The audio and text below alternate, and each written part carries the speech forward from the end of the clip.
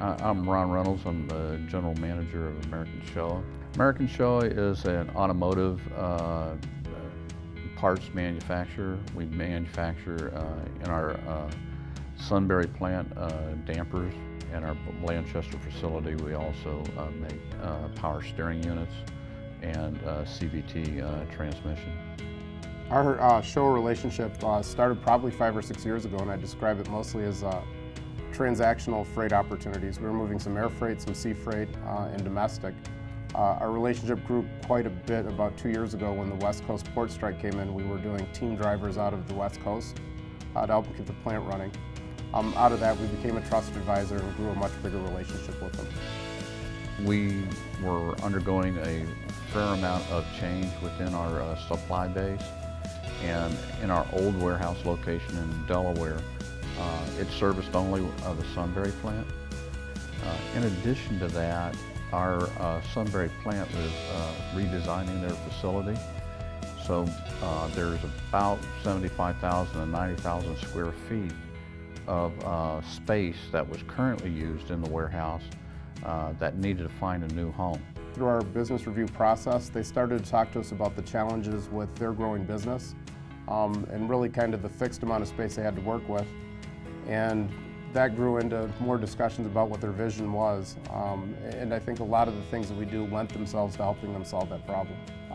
But we've now moved into a manufacturing fulfillment site where we're collecting their goods from all over the world and metering them into their manufacturing facilities. We're also supporting all their aftermarket deliveries from that facility. The Rickenbacker Distribution Center is a 305,000 square foot center. It's located between the Sunbury and Lancaster plants. It's designed to service both plants. Crane operates the day-to-day floor activities out there as the 3PL. Before we started up this warehouse, we had a working relationship with both Crane Freight and Crane Worldwide. We saw some of those solutions that we put in place during the West Coast strike issues. Taking a look at how we managed that, how we worked with that, became one of the interesting factors that brought Crane to the forefront in terms of 3PL operations. So how did we manage that 3PL operation and that design going forward, looking for the ability to provide some innovative solutions? What makes this facility unique is we not only do kind of inbound receiving, storing, order fulfillment, we do quite a bit of value-added handling and kind of representation of goods for different areas, whether it be aftermarket or delivery directly to an assembly area. This is really a labor of love. We were working with this customer, kind of building this vision about 12 months prior to actually implementing the facility. So we were really there from day one. We have a good relationship, communicating, weekly meetings, monthly meetings, quarterly meetings, where we can create action lists and achieve goals together as a group. So this isn't a facility where Crane is the only one in the building, and we're just kind of taking direction from an outside source. It is a true partnership. I think being in the facility with that customer, our goals are very linked and very aligned. One of us can't have success without the other. One of us can't fail without the other. So we are very, very dependent on each other. So when we say partnership, I think this was at a level beyond what you would normally see with two separate businesses. There's productivity benefits. We're very close to being 50% more productive than we were before.